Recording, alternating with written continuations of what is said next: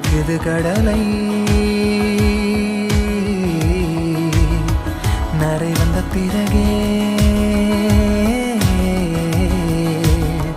புரியுது உலகை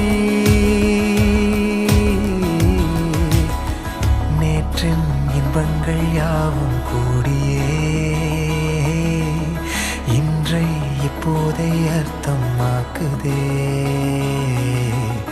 இன்றின் இப்போதின்